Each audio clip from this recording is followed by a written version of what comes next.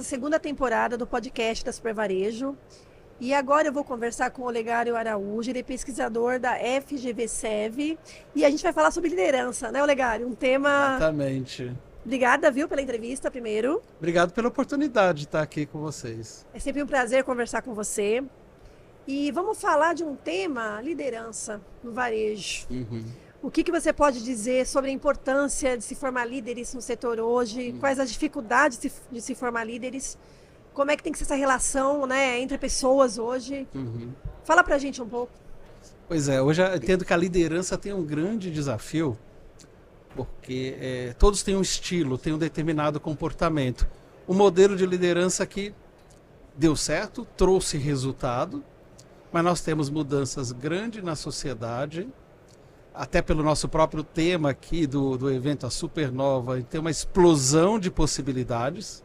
Então a gente lida com vários formatos, várias formas de comunicação, a diversidade de equipe e uma velocidade tão grande das coisas acontecendo que a primeira grande transformação tem que ser no comportamento do líder. Esse é o grande desafio, quer dizer, como que ele lida e como é que ele lidera pessoas num mundo com grandes transformações que ele por si só não consegue acompanhar tudo. Então o primeiro passo, o primeiro desafio que a liderança enfrenta, ou os líderes, é aceitar o fato de que as crenças, as verdades que funcionaram no passado, nem todas funcionam mais, e que a equipe quer um estilo de liderança que dê a oportunidade para ela crescer. Então, nós estamos vivendo um momento que, com o digital, que você descentraliza o poder. Então, esse é o primeiro grande desafio. Para a empresa ser ágil, ela também tem que descentralizar. Então, ele está lá, ele é um maestro de tudo isso, ele tem que estar, ou a maestrina, dependendo da empresa, ele está orquestrando tudo, mas ele vai descentralizando para a equipe responder e atender de forma rápida. E hoje você precisa de profissionais mais especializados. Mas temos um paradoxo. Ao mesmo tempo que você tem que descentralizar o poder, você tem que integrar esse poder. O que acontece? Para ter harmonia, né? Eu gosto muito da figura do maestro, para exemplificar. Você acha, Olegário, que a tecnologia ela auxilia essa questão da liderança, de formar líderes, né? Uma outra pergunta que eu faço é: você acha que o varejo, as redes, você tem muitas redes familiares, né? As redes menores, enfim, as redes médias, supermercados. Você acha que é mais fácil, quanto maior a empresa, ela forma mais líderes ou não? Ou não tem nada a ver uma relação com o tamanho da empresa, com a formação de líderes? A gestão dela mais profissional, enfim. Olha, eu tenho um cliente que tem uma loja e faz um trabalho excepcional, um cliente de supermercado, e faz um trabalho excepcional com uma loja. Ele forma pessoas, ele tem, chamamos lá, o braço direito dele. Por exemplo, a gente tem reunião uma vez por mês e os temas são os mais abertos possíveis. E ele puxou para ele esse desenvolvimento. Mas ele, para mim, é um exemplo de líder. Que tem o conhecimento, mas ele escuta a equipe dele. Ele escuta quem está na linha de frente. E ele depois transforma tudo isso em mudança de processo. Ele muda a empresa para atender melhor o cliente e para ser mais eficiente e, consequentemente, rentável, com uma loja. E ele está perto ali do negócio, ele é dinâmico. Quando você vai para uma estrutura maior, ela já tem departamento, mas porque a essência da mudança não está no tamanho nem da empresa e nem a essência também não está no tamanho da empresa, mas está na capacidade, na habilidade do líder se conhecer e entender que hoje ele precisa escutar mais a equipe. Esse líder que por vezes foi um empreendedor, basicamente um herói, né? Se eu faço, eu aconteço, hoje sozinho ele não dá mais conta. Então ele precisa aceitar que tem a mudança. Aliás, até os super-heróis mudaram. Os super-heróis criaram a Liga da Justiça porque cada super-herói tem lá o seu poder, seja o Batman, o Homem de Aço, mas também tem suas fraquezas. reconhecer o próprio líder, reconhecer onde ele tem fraquezas. Que ele não vai conhecer tudo, ou não gosta. E ele dedicar tempo para aquilo que ele é bom, e ele trazer gente que vai apoiá-lo, esse é o ponto. Mas para isso ele precisa primeiro se conhecer e aceitar que ele não vai ter todas as respostas. Então o primeiro desafio é o autoconhecimento. É ter a humildade de falar assim, eu não sei tudo. E tudo bem. Hoje, com tanta coisa acontecendo, não dá para saber tudo. Como é que você avalia, analisa hoje a formação de líderes no setor de supermercados, né? E você vê, como é que você vê isso mudando? Isso vai mudar? Você acha que as empresas estão realmente empenhadas? As empresas estão mudando. Aliás, a empresa não existe, o que existe são pessoas, né? Então, eu diria que os líderes estão mudando. E a principal mudança dessa liderança é de aprender a escutar e usar a tecnologia a favor. Então, primeiro, escutar a equipe, o cliente, e a partir do momento que esse líder muda, né, as pessoas vão observando o bom exemplo e vão mudando. Então, o desafio hoje, a maior habilidade que todo mundo precisa, ela não é a técnica, ela é relacional. E alguns líderes já perceberam que algumas coisas que eles acreditavam e que funcionavam já não está dando mais o mesmo resultado. É pela dor, viu? No geral, a mudança é pela dor. A mudança não ocorre de outro jeito.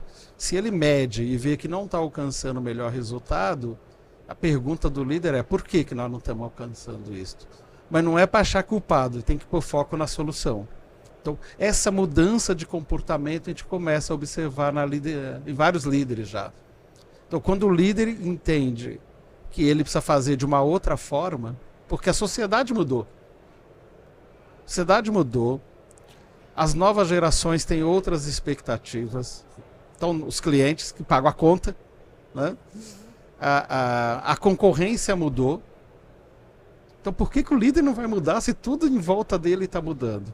Então, os líderes que percebem isto estão buscando caminhos de falar, eu preciso mudar.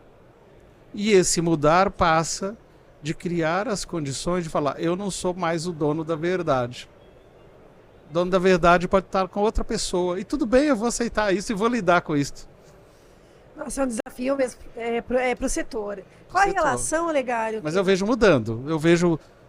Tem excelentes exemplos e usando a tecnologia, no caso, para formar. Hoje tem tanto conhecimento disponível, na própria APAS, né? Tem tanto conhecimento disponível, mas como é que eu vejo e dou tempo para as pessoas acessarem este conhecimento? Então o líder precisa criar essas condições. Qual é a relação que você vê entre turnover alto e liderança? Eles tem uma coisa a ver com a outra? Opa, total. O primeiro aspecto é que o turnover, por vezes, é uma falta de oportunidade de crescimento e de reconhecimento. O que a gente vê claramente é que, por vezes, não existe o reconhecimento adequado.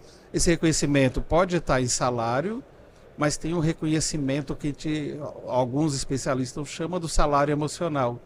Como é que eu reconheço um bom trabalho? Como é que eu aponto que a pessoa está na direção? Esse líder ele tem que ser um coach. Ele tem que estar ao tempo todo dando feedback para a equipe, falar, você está na direção certa, ajusta aqui, ajusta ali, mas a direção está certa. E com isso a equipe vai se desenvolvendo. Por quê? Porque muitos vieram, a maioria, quem está na matriz, por exemplo, veio de operação de loja. Mas essa pessoa trabalha de segunda a segunda com pouco tempo para se formar, né? Com pouco tempo para estudar ou sem recurso para isso. Então, esse é um aspecto que é assim, como é que eu me formo? Estou indo no caminho certo? Esse é um lado. Depois, uma coisa que hoje está se cobrando muito do líder, e eu vejo muitas pessoas saindo de empresas, não necessariamente pelo salário, e não que ele não é importante, mas por respeito, né, por oportunidade de falar, por esse reconhecimento. Então, se você pega as novas gerações, né, muitos que nasceram depois de 80, mas com mais intensidade, a partir de 1995, é um novo perfil. Ele nasceu e criou com muito mais informação, dentro de um outro contexto, dentro de um outro ambiente familiar. Diferente dos valores, por exemplo, que eu fui criado, que eu fui educado. São valores diferentes. Então não adianta falar, essa geração não sei o quê. Não, a geração é diferente. E o desafio do líder é criar condições para dialogar com essa geração e promover mudança. Porque se não dialogar, as pessoas vão sair. Como uma empresa que não tem essa cultura, você falou difícil, ainda mais do setor, né, supermercados. Às vezes é uma empresa com tradição, né, o fundador está lá ainda, trabalhando. Como é que a empresa começa esse processo? Como é que ela trabalha para formar líderes, para poder, né, dar conta dessa geração aí que você falou? Então, ele precisa, primeiro, esse líder ter clareza que ele não vai ter todas as respostas. Então, o primeiro passo é o autoconhecimento. Como eu disse, é a humildade do líder de falar assim, tá certo, e nós temos que respeitar e honrar a história. Ele criou um negócio sensacional e tem um papel social, a empresa. Isso não está nem em discussão. O que está é esse líder ter o conhecimento de falar o seguinte, hoje tem tantas variáveis para a gente lidar que eu não dou conta sozinho. Então eu preciso descentralizar o poder. Para eu descentralizar as decisões, eu preciso formar as pessoas. E eu vou buscar habilidades que essas pessoas são boas. Porque o que eu vejo, já vi, Daniela, assim, o líder que ele quer abraçar tudo e resolver tudo, exatamente quando ele tinha uma loja, só que agora ele tem mais. Então ele não dá conta. Ele não dá conta de ser especialista em mídia social, mas a comunicação não pode ser como era, como ele começou o negócio, porque os clientes mudaram. Os clientes são outros. Então ele não pode se comunicar. A forma de negociar que funcionava no passado já não funciona mais. Não dá o mesmo resultado para a maioria. Então ele precisa ter esse autoconhecimento, essa consciência de que ele precisa mudar. Quando ele faz isto e olha para os talentos que ele tem dentro da empresa, mas põe a pessoa certa no lugar certo. Porque o problema do varejo é assim, de repente a pessoa, o sonho dela é trabalhar em recursos humanos. Aí põe ela em compras. Eu estou falando de um caso real que eu estou lembrando. E o dia que eu fui entrevistar a pessoa de compras, a pessoa começou lá, ela sentiu ali a confiança, foi desabafando. Eu não quero estar aqui, eu não entrego o meu melhor, eu deixo o meu chefe insatisfeito e eu também estou infeliz. Porque eu quero estar em outro lugar. Estou aqui tampando um buraco. Por um tempo tudo bem, mas não é o meu melhor. Então aí leva a pessoa a sair. E os dois perdem. Né? Então, trabalhar nesse desenvolvimento de pessoas, realmente escutar o funcionário e ver aonde ele vai entregar o melhor dele, quais são os pontos fortes que essa pessoa tem. Ninguém é perfeita, mas todo mundo tem pontos fortes. E colocar essa pessoa a pessoa certa, no lugar certo, ela vai entregar o melhor resultado. Então nós precisamos de uma área nas empresas que cuida de gente. O líder não precisa ser especialista também nisso, mas ele precisa dessa pessoa que cuida de gente e desenvolve pessoas. E esse desenvolver passa por desenvolver em habilidades relacionais. A habilidade que mais vai demandar dos líderes e da equipe é a inteligência emocional. Uma pergunta que eu ia chegar aí. Não, você falou de inteligência, eu ia falar de saúde, né, emocional. Isso, saúde mental. Saúde mental. Como fazer com que como ter produtividade e manter a saúde mental da equipe hoje? Porque são coisas... Como lidar, fazer essa balança, entendeu? Como é que o líder pode... Esse líder primeiro, né? Esse até é um tema que eu abordo muito na FGV, que é uma disciplina que a gente tem na certificação do varejista do futuro, que é sobre propósito, valores e estratégia. Então o que as pessoas hoje, o que nós estamos hoje? Nós vivemos num mundo de muita incerteza para todos os lados. E todo mundo está sobrecarregado, inclusive pelas mídias sociais, né? Uma sobrecarga de toda a ordem. Então, é um mundo que muda toda hora, é um mundo volátil, é um mundo incerto, é um mundo complexo, é um mundo ambíguo. Consequentemente, nós estamos muito mais vulneráveis e ansiosos a tudo que acontece. Então, essa é a dura realidade. As empresas que estão melhor lidando com isto, é aquelas empresas onde o líder desenvolveu um propósito, algo que está no DNA dele, já que ele já faz, não é uma coisa que está fora, não. Que já é da natureza, mas ele consegue dar um sentido para as pessoas. Por que nós estamos fazendo isto? Nós fazemos isso, por isso, por isso, por isso. Porque desafios, momentos difíceis, sempre existiu na humanidade e vai continuar. Agora, quando as pessoas encontram algo que dá sentido para a vida delas, nossa, eu gosto disso, isso aqui faz sentido para mim, é esse caminho. Ela vai levar tombo, vai escorregar, que nem andar de bicicleta, mas vai continuar naquela direção. Então o líder tem o papel de inspirar as pessoas, de falar, gente, o que você está fazendo faz sentido, nós estamos aqui, queremos chegar lá, nós temos um papel na sociedade importante, e você faz parte disto, e você pode se desenvolver de tal forma. Desenvolver.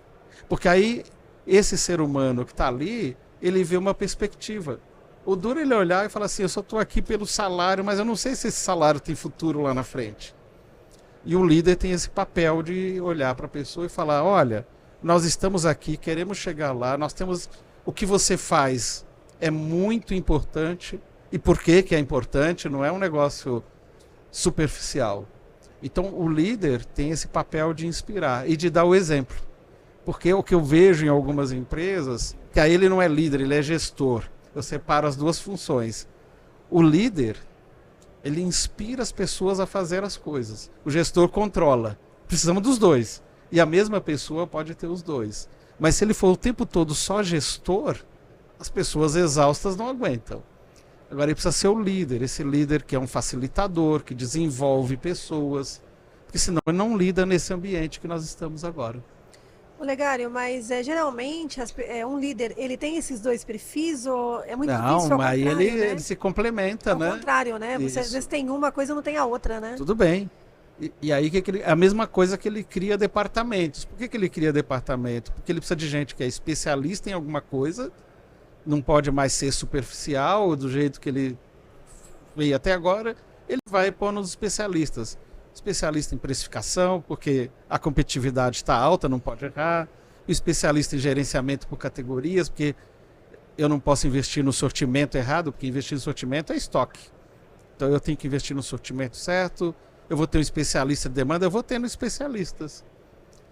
Por um lado eu vou fragmentando, né, mas eu vou tendo gente que complementa a atividade do outro. Nós somos todos interdependentes, é que nem um organismo, que nem o corpo. Né? Você precisa de um bom funcionamento do coração, do pulmão, de todos os órgãos. Esse conjunto tem que operar em harmonia, né? Mas cada um tem seu papel ali dentro. Então o líder não precisa ser bom em tudo, ele não vai ser. Ele precisa reconhecer que ele não vai ser bom em tudo para lidar com esse ambiente, que a gente chama do mundo VUCA-BUNNY, né? VUCA de volátil, incerto, complexo e ambíguo, e o BUNNY de frágil, ansioso, não linear e incompreensível. Essas são as duas siglas. Uma surgiu no mundo militar, o VUCA. E assim, Olegário, Para explicar esse mundo doido que a gente vive. Bacana. Para a gente finalizar, existem gestores que nunca serão líderes e vice-versa? Sim. E quando eles chegarem a essa conclusão, o que fazer? Pois é. Se ele é um empresário e é o dono, a primeira é ter essa humildade de ter eu insisto no autoconhecimento porque não tem outro caminho. Assim, eu reconheço as minhas limitações. Se eu reconheço, como é que eu me cerco de pessoas que vão complementar o que eu faço. Até porque quando esse empresário está fazendo coisa que ele não gosta, o brilho nos olhos dele vai embora. Porque ele não tem paciência para ficar fazendo aquilo, ele faz. Aí ele não vai fazer bem feito, porque ele não tem. Então, a mesma coisa para a liderança. Se ele não tem o perfil, não se identifica, e assim, não tem um único perfil de liderar. Tem o mais introvertido, tem o carismático, e tudo bem, pode liderar.